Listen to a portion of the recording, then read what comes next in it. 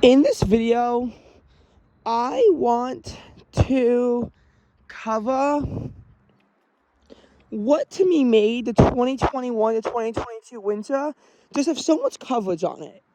I apologize for not making the written videos. I can't use Screencastify anymore.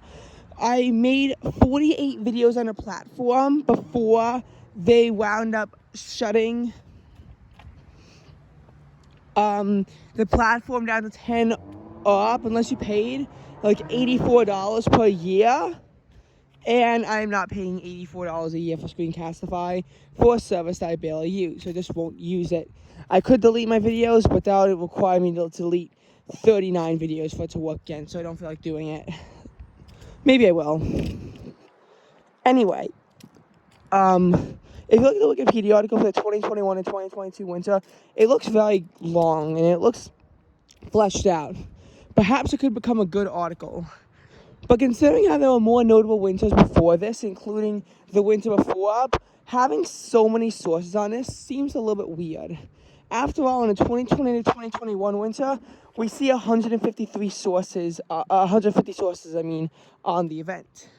This winter, though, we seemingly have 212. The amount of sections that we have is also maxed out, 15. Last winter, we would only see 10, which is part of the deficit. But I want to talk about why it's so in-depth. A lot of the events start off more normally covered as expected.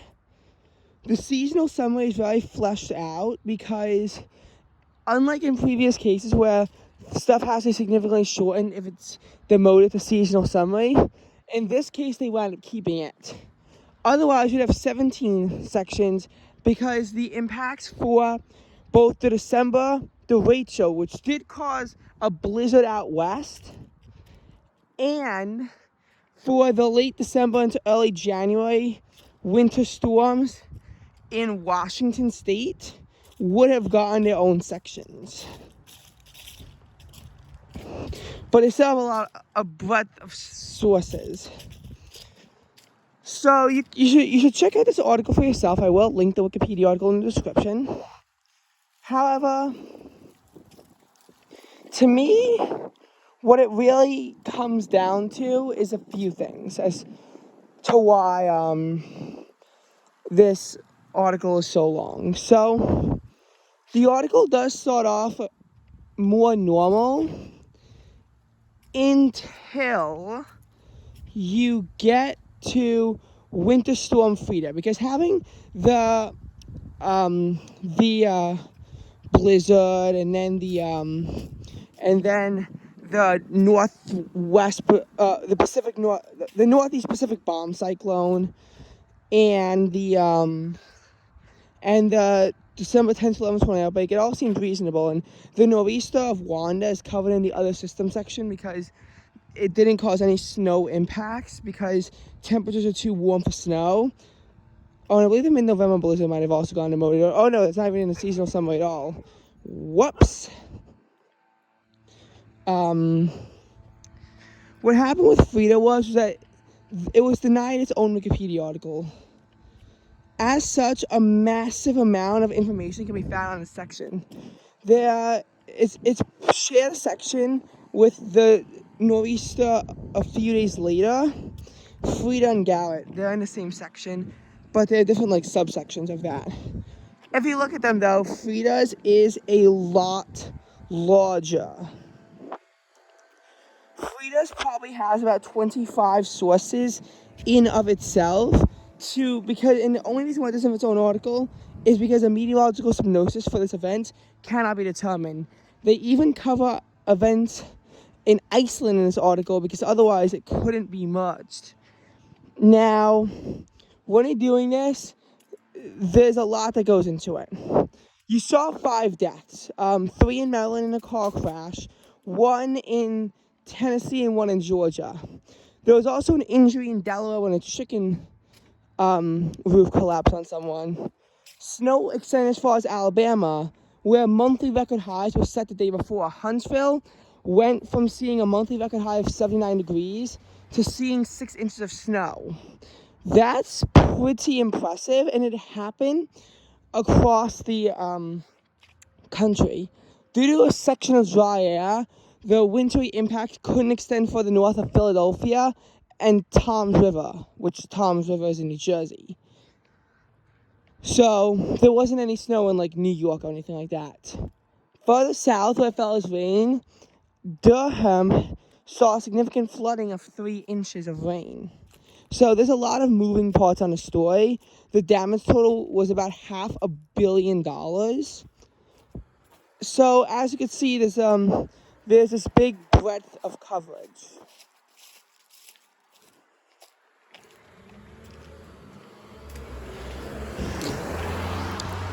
Now, the next section isn't nearly as fleshed out because it caused no fatalities. It didn't cause that much damage. However, it did dump 5.8 inches of snow on New York City directly, with up to 9.3 inches extending outwards across Long Island.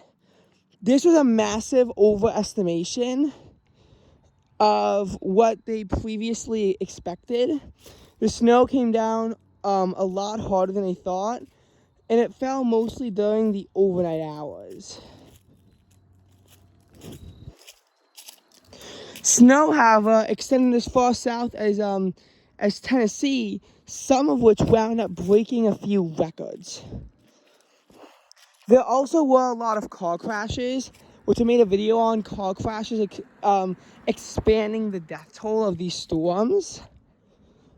Hence why some of these sections only recently have had a lot of sources added to them, because these detail all the crashes that wound up occurring.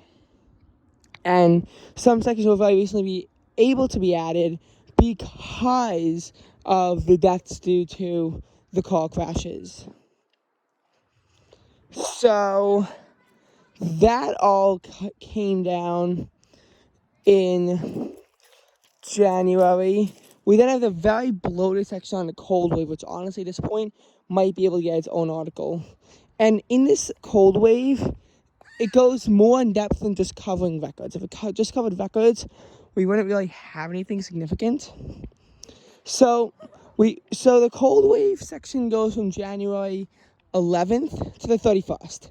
On the 11th, wind chills get down to the negative 30s across parts of northern New York and northern Maine, but they even hit sub-zero levels in Fahrenheit along the Interstate 95 corridor. This is the coldest air to come down in 3 years across the region. Since the January to February 2019 cold wave centered around the Midwest, but penetrating into the Northeast. All in all, that extreme cold wave caused 22 deaths and $950 million in damage. But this is a different cold wave. Nonetheless, this specific cold wave then had this like abating and then strengthening back pattern. But on January 15th, it got a lot stronger. After being slightly above average in several places across New York on January 14th, though only by a little bit, the highs the next day were severely cut. In New York City, the highs went from 43 to 21. In Syracuse, the highs went from 36 down to 6.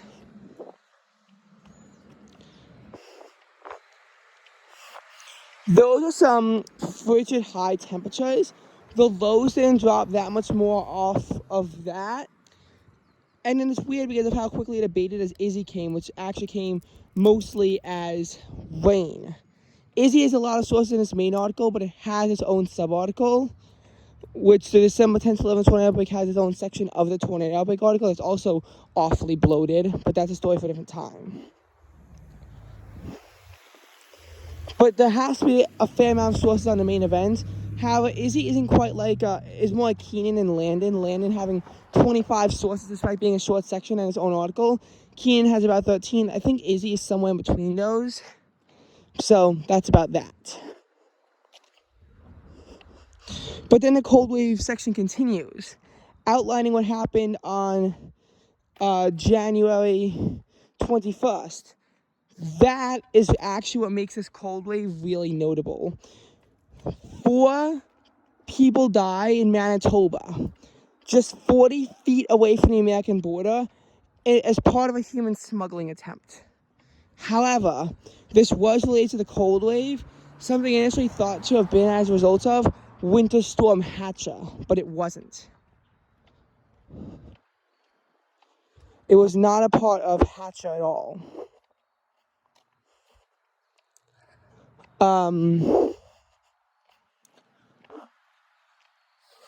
Then, on January 22nd, another person died in New York. The temperatures in Canada during the smuggling attempt was negative 29, and when someone froze to death in New York, the temperature at the time was negative 12. And that was the air temperature, not the wind chill. That's brutal. On January 21st, there was also an incident in Queens where police had to rescue some people from a frozen lake. On January 22nd, the cold wave got even worse, and this is actually, I believe, as a result of Winter Storm Jasper exiting the area, bringing frigid air along with it. Jasper wasn't that notable, and we'll get to that in a second, but this led places like Lopez, Pennsylvania, to see temperatures as low as negative 16. Cannon Valley, West Virginia, wound up setting an all-time record low of negative 31 degrees. That also isn't that far off from the all-time record low in Virginia on December 30th, 1917, which, by the way, was negative 37 degrees.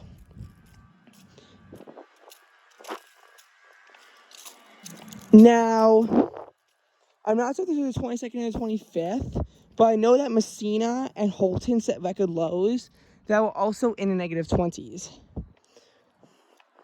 On January 30th, the cold wave had made its way over to Florida. Vero Beach tied a daily record low of 30 degrees, whereas somewhere else in the Miami metro area that I forgot, it hit 37. It even got down to 37 degrees in Cuba on the 31st of January. And that is the conclusion of the cold wave. That was a lot to get through, and there were 15 sources detailing the event, but none of them over-elaborate on one specific event, which also makes it difficult to talk about. Then Jasper, there's actually only a few sources on the event. It was at first had its own article and it was merged back. Then it tried getting rid of the section, but that wound up failing. The reason why was because there was a death in North Carolina as a result of the winter storm. And because of that, it was notable enough to be able to stay. But there wasn't really that much more to say about it, other than the rare snowfall in the Carolinas, some of the heaviest in 4 years. It's also extended to Virginia, and the fact that there was a snow emergency issued in portions of Pennsylvania, and snow fell there. There's not really that much more to say about it, and that could probably do with going in the seasonal summary, especially because there is a death mentioned only in the summary. But there's a reason why we'll get to it, but it occurs practically at the start of summer. Now we have that. Then a January blizzard that I talked about, which has its own full-fledged article, by the way. The February winter storm, once again, has its own full-fledged article, and then there's a break. And this actually used in our section, but it got more recently added. And this was the section for the late February winter storm. Like Landon, Oakley, which is what the storm is called, but it's not referred to in the Wikipedia article, was a cross-country winter storm, with impacts stretching for over 2,000 miles. It's actually the third one, but for miles, the one in between, there wasn't enough information to even make a section, as a lot of the information tends to focus on it being very warm, and the tornadoes in New Jersey, which also weren't notable enough for a section. it's really impressive as to how, as to the lack of notability associated with such a storm. But Oakley only has one for one particular reason too. The extreme temperature plunge and the large amount of fatalities. There are actually 7 deaths in association with this system. 6 of them due to car crashes that turned fatal. This was pretty noticeable because in a place like Wichita, Texas, we wound up seeing the high on February 21st was 77. And on February 24th, the high was 62.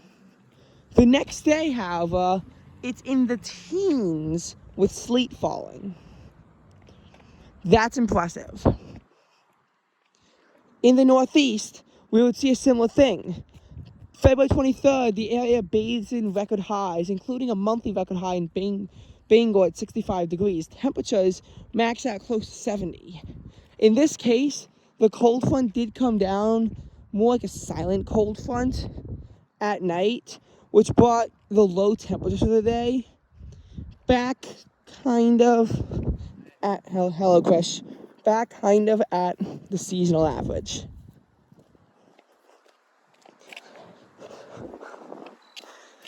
And then it was cold the next day in the line of snow, sleet, all that good stuff.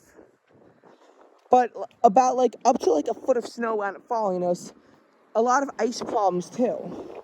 We saw 33,000 customers lose power in Arkansas, or something like that. 15,000, I believe, in Missouri. Maybe it was Tennessee, I don't know. A child died on a frozen bridge in Kentucky. There was also a car crash in Tennessee that turned fatal. 4 in Missouri, which, by the way, Missouri saw over 400 car crashes in association with this system. The 7th fatality would occur in the Northeast as the storm came through on Interstate 89 in Milton, Vermont.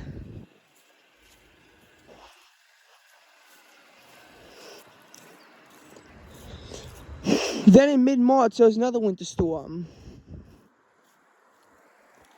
This winter storm wound up also bringing a cold wave, and the notability is about equal for both. In the winter storm side of things, we did see 1.5 feet of snow, but what was impressive was how far south the snow actually managed to fall, as far as Louisiana and Mississippi. Over 200,000 customers also lost power in association with this storm. After this, though, there was a cold wave. The cold wave caused temperatures to get as low as -8 degrees in Wisconsin, -4 degrees in Tennessee. 9 degrees, which just says a daily record low in Pittsburgh. Tupelo was actually predicted to get colder than Anchorage with a low temperature, a record one, of 20 degrees. Which, by the way, Anchorage at the time was not in the Wikipedia article, but I know this, it was 22. Even Jacksonville saw record lows of 30 degrees. Wind chills dropping off to 22. Obviously, record lows extended further south than that. However, they don't really become wintry once you get further south because they are still more so in the 40s, which isn't really wintry, and it's not really that noteworthy until you get down to places like Key West, where they rarely, if ever, hit the 40s. But the 22 winter and the cold snaps weren't done yet. A rather ferocious cold snap came down on March 28th. In New York City, the high of 33 was the coldest solely in a season since 1982, when there was a high of 30 on April 7th. Some parts of the metro area see highs as low as 32 degrees, which broke daily records. Philadelphia couldn't actually break records, but they did challenge them with 36-degree high on the 28th. The 28th, 29th, and 30th all reached the 20s in Philadelphia.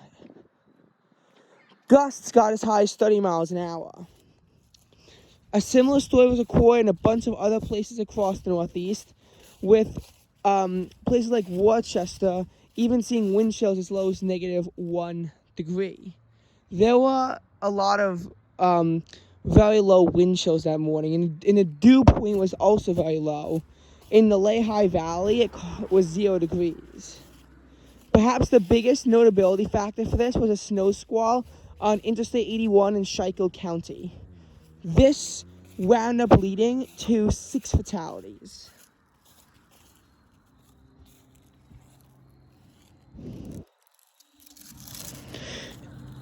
The cold wave then also lingered into March 29th. Some places in the New York metro area did actually see record lows tied. JFK wound up breaking their record low for the day at 24 degrees. However, and the high in Boston was only 37. However, by March 31st, a bunch of severe storms associated with a tornado outbreak had ended the cold snap, and temperatures wound up being well above normal in the aftermath of the cold wave. And if you think that we're done yet, oh boy, we aren't, because mid-April would still see 2 systems. The first was a part of a storm complex that wound up spawning like 70-something tornadoes. And in addition to the intense straight-line wind gusts, there was also a blizzard which wound up killing 1 person in North Dakota and forcing a bunch of road closures in North Dakota. There were also a bunch of very cold temperatures. Elko, Nevada, for example, was 7 degrees. Denver was 11 degrees. Montana set a bunch of records as well. Elko also saw a record daily snowfall accumulation for the day of 0.8 inches. There would wind up being Billings' heaviest snow day since 1955, as of only 11:30 a.m. in the morning on the 12th. This is an intense blizzard. This is not a blizzard to have been taken lightly, and the impacts still aren't over. There's still more stuff. A lot of the stuff isn't on the page though, because it was a copy and paste from the information available in the article from mid-April. But more information, particularly that about the West Coast, was discovered only later and hasn't been added since. The April nor'easter though does not have its own Wikipedia article, so there's no section of it anywhere. There was a falling trees wound up killing a person in Maryland. 2.09 inches of rain in New York City, which forced all the southbound lanes of the major Deacon Expressway, which, by the way, is Interstate 87 in the Bronx. It forced it all to close. Highs that day across the New York metro area, topped out at only 49 to 54 degrees. But the East Coast got off relatively light compared to some places, which wound up seeing 18 inches of snow. That's a lot of snow, and especially this deep into the year. Because remember, this was mid-April. April